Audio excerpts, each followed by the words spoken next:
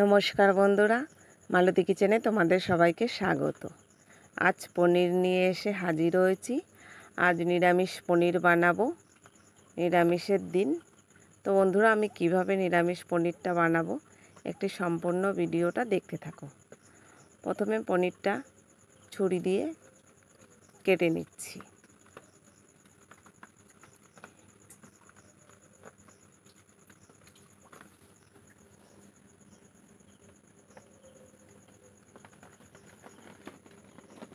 বেশ চৌকো চৌকো করে কেটে নিচ্ছি। বাজার থেকে কিনে নিয়ে আসা হয়েছে, ঠিক যেভাবে কাটা হয়েছে ওইভাবে আমি চৌকো চৌকো করে কেটে ছোট ছোট করে পিস করে নিয়েছি।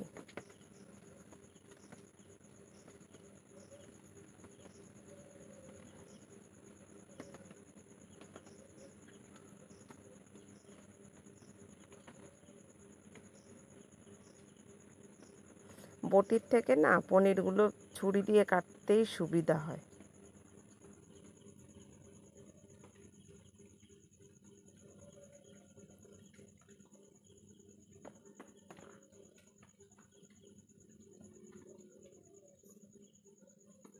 এবার আমি ছোট ছোট করে আলু কেটে নিয়েছি এখানে, ঠিক পনিরের সাইজে।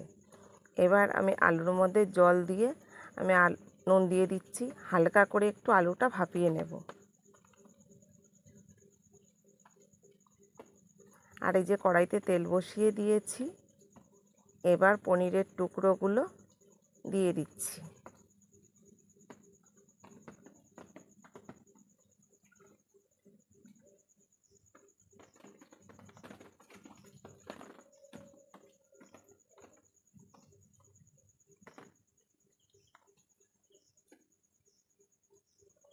একটু হালকা একটু হলুদ দিয়ে দিলাম, তাহলে কি বলো তো, পনিরগুলো বেশ সাদা ভাবটা লাগবে না, বেশ একটু হলুদ হলুদ ভাব লাগবে।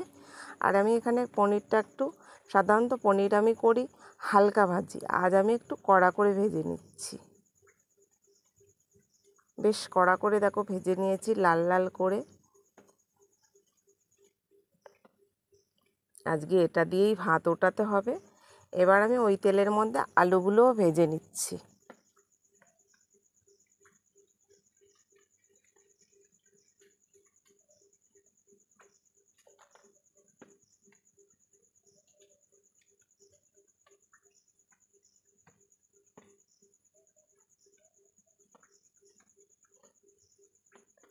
এখানেও আমি একটু হালকা করে হলুদ দিয়ে দিচ্ছি।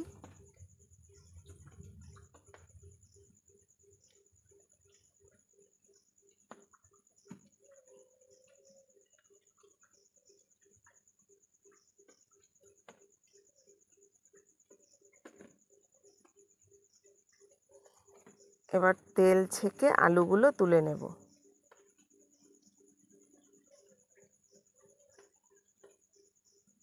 আলুগুলো তোলা হয়ে গেছে, কড়াইতে তেল দিয়ে দিয়েছি। এবার এখানে আমি জিরে ফোড়ন দিচ্ছি, আর এই যে একটা তেজপাতা দিয়ে দিলাম।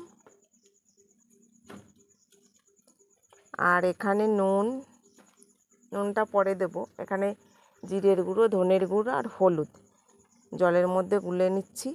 আর এই যে ফোড়নে ফার্স্ট আমি হালকা করে একটু আদা দিয়ে দিচ্ছি। এবার এই ফোড়নের মধ্যে আদাটা দিলে সুন্দর একটা গন্ধ বেরোবে, বেশ ভাজা ভাজা। আর যে মশলাটা আমি দিয়ে দিচ্ছি।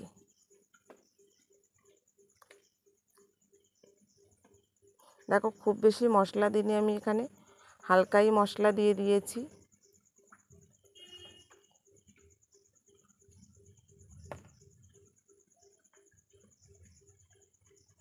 আর এখানে দেখো এই যে টমেটোটা আর কিছুই ফেলবো না, আমি মিক্সিতে গুঁড়িয়ে নেব, কারণ টমেটোটা খুব বেশি পাকা না। আর একটু আদা দিয়ে দিচ্ছি। মিক্সিতে নিয়ে নিলে আমি পুরো টমেটোর কাতটা পাবো, সেই কারণে আমি মিক্সিতে একটু গুঁড়িয়ে নেব।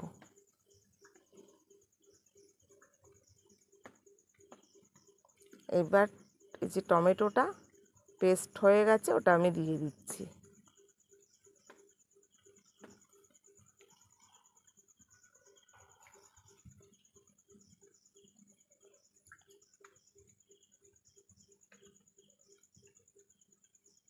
এবার আমি ওপর থেকে আলুগুলো দিয়ে দিচ্ছি। আর মশলা এখনও পুরো কষানো হয়নি, একটু বাকি আছে। ওর সঙ্গে আলুগুলো দিয়ে দিচ্ছি, যে আলু যেটুকু সেদ্ধ কম ছিল ওই কষানোর সঙ্গে সঙ্গে আলুটা সেদ্ধ হয়ে যাবে। আর আমি এখানে হালকা করে একটু লঙ্কার গুঁড়ো দিচ্ছি।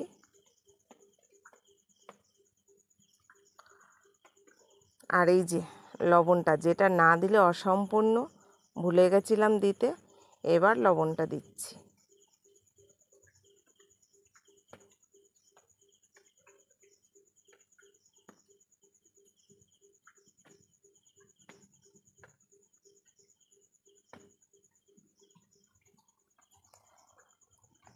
এবার হালকা করে এখানে একটু চিনি দিয়ে দিলাম।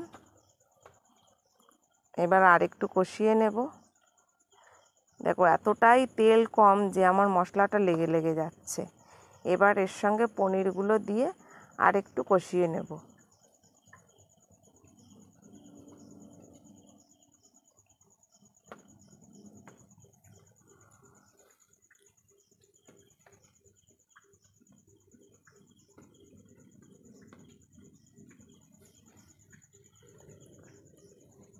এবার ওপর থেকে গরম জল দিয়ে দিচ্ছি, কারণ আমার মশলা পুরো কষানো হয়ে গেছে, আলুও সেদ্ধ হয়ে গেছে, এই কারণে একটু গরম জল দিয়ে দিচ্ছি, খুব তাড়াতাড়ি হয়ে যাবে।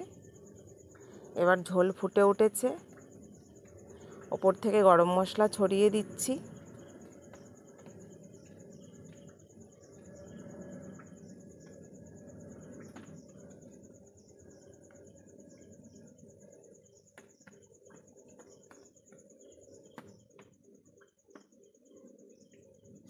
এবার আমি নামিয়ে নেব। একদম আমার রেডি আলু পনিরের নিরামিষ ঝোল। তো এখান থেকে আমি কিছুটা রেখে দেবো রাতের জন্য, কারণ নিরামিষ তো দুবার খেতে হবে, কিছুটা রাতের জন্য রেখে দেব।